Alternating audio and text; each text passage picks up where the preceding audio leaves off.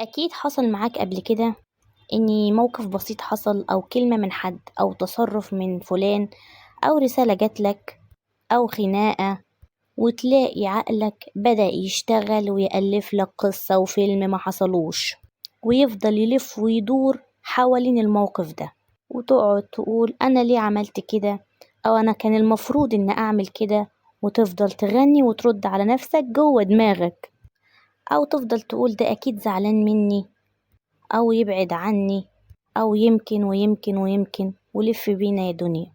ورغم أصلا إن كله ده مش حقيقي، بس تلاقي نفسك مخنوق ومتضايق ومتوتر ومزاجك متعكر. حلوة مزاجك دي. وتلاقي نفسك عايش في وجع أصلا مش حقيقي، بسبب أصلا حاجة هي موجودة جواك انت فقط، وناسي ان ده سيناريو وهمي انت اللي عملته جوه دماغك. النهاردة ان شاء الله في الفيديو ده هنتكلم عن ازاي دماغك بتضحك عليك بشوية حاجات وهمية وافلام احنا في غنى عنها، وازاي توقفها علشان تعيشوا مرتاحين ورايقين. قبل ما نبدأ اخبطوا اللايك الجميل واشتركوا في القناة. شايفاكي انا اللي بتقعدي تألفي قصص في دماغك وعايشة فيها لدرجة انك بتكوني مخنوقة ومتضايقة ومش طايقة نفسك. يعني الواحد حياته فيها اللي مكفيها، يعني بشوية المشاكل اللي عندنا نيجي احنا كمان نخترع لنفسنا مشاكل وهمية؟ لا كده كتير والله بجد. المهم ندخل في الموضوع. السيناريو الوهم ده ببساطة هو قصة عقلك بيخترعها وانت بتصدقها. الخطير في الموضوع ان السيناريو ده اصلا ممكن يحسسك انك انت ضحية او مظلوم، ومش راضي عن حياتك، واصلا في الحقيقة هو مجرد وهم. عشان كده ناس كتير بتفضل عايشة طول عمرها سجينة افكار هي اللي خلقتها، وفاكرة انها الحقيقة الاساسية. لكن الحقيقة ان 90% من السيناريوهات دي ملهاش اي اساس ولا ليها علاقة باللي حصل فعلا. يعني ممكن تبعتي رسالة لصاحبتك وما تردش عليك، هيجي في دماغك ان هي مطنشاكي او زعلانة منك، او في حاجة حصلت، مع ان اصلا ممكن تكون نايمة او مشغولة او مش معاها التليفون. يعني ممكن تكون في اسباب غير اللي احنا الفناها.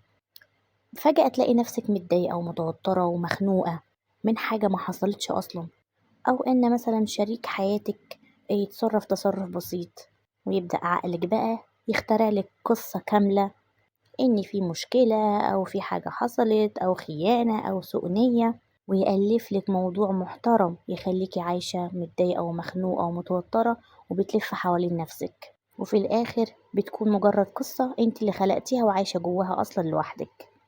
طيب نعمل ايه علشان نتحرر من الحوار ده أو نتخلص منه بشكل كويس وعملي؟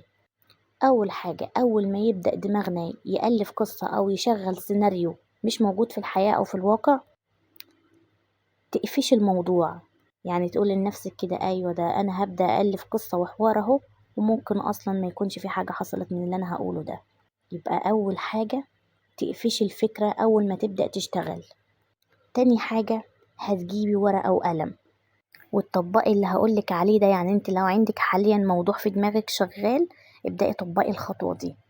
هتجيبي ورقة وقلم، هتكتبي السيناريو كله اللي دار جوه دماغك بكل التفاصيل بكل المشاعر. يعني انت حاسة انك متضايقة مخنوقة متوترة، كل التفاصيل اللي شغالة جوه دماغك هتنزليها على الورقة.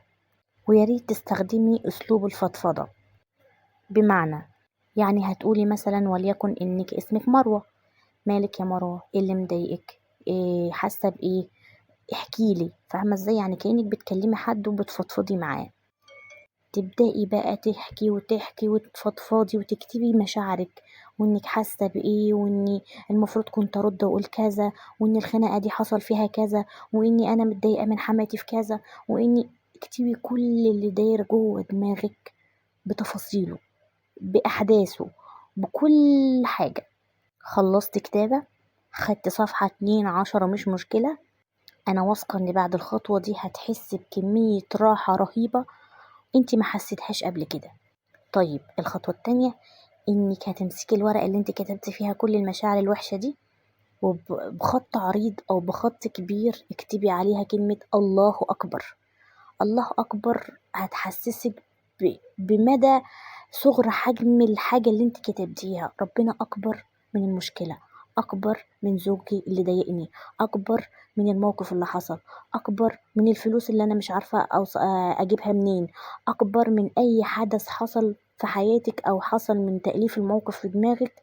هتحسي براحة ما حصلتش. افضلي كده بالقلم اكتبي الله أكبر، وانتي بترددي جواكي الله أكبر من كذا، أكبر من فلان، أكبر من المشكلة، أكبر من الفلوس، أكبر من الحاجة اللي خلتك متضايقة وألفتي بناء عليها موقف في دماغك. طيب كتبنا وفي نفس الوقت فرغنا مشاعرنا بشكل كويس وكتبنا الله أكبر على الورقة. هتمسكي الورقة دي وتحرقيها. انت كده اتخلصتي من المشاعر السلبية، من الأفكار اللي انت واهمة نفسك بيها وحاسة بارتياح رهيب. طيب الحاجة اللي جاية بقى، انك هتفضلي تراقبي نفسك طول اليوم في اي موقف يحصل. اي موقف يحصل تبدأي تفرغيه على الورقة وتتخلصي منها وتحرقيها. تعاليلي بعد شهر وقوليلي انك انت بتتضايقي من المواقف، او ان نفسيتك متدمرة، او انك حاسة شعور وحش. يعني انا مش عارفة اقولك انت هتوصلي لليفل يعني رهيب، ليفل والله رهيب. ان مش اي حاجة بتأثر فيكي ومش اي حاجة بتتأثري بيها، لانك اصلا بتنضفي مشاعرك. مفيش حاجة بتتخزن، يعني مفيش حاجات نفسية مضايقاكي، مفيش تراكمات داخلية، فهماني؟ انت بتطلعي بتفرغي فنفسك فاضية ومرتاحة وسلام نفسي وراحة نفسية وهدوء رهيب. انا عايزاكي تطبقي الخطوات اللي انا قلتلك عليها، تقفشي الفكرة، تفرغيها على الورق وتتخلصي منها. مشتغل على الموضوع ده يوميا يوميا، وعايزاكي تيجي تكتبي لي النتيجة في الكومنتات. وبكده انا قلتلك مش مجرد كلام، انا قلتلك حل عملي للموضوع ده. اتمنى بقى تكوني خبطت اللايك الجميل واشتركت في القناة بتاعتي، وما تنسيش تاخدي خطوة، لاني والله العمر بيعدي. وباي.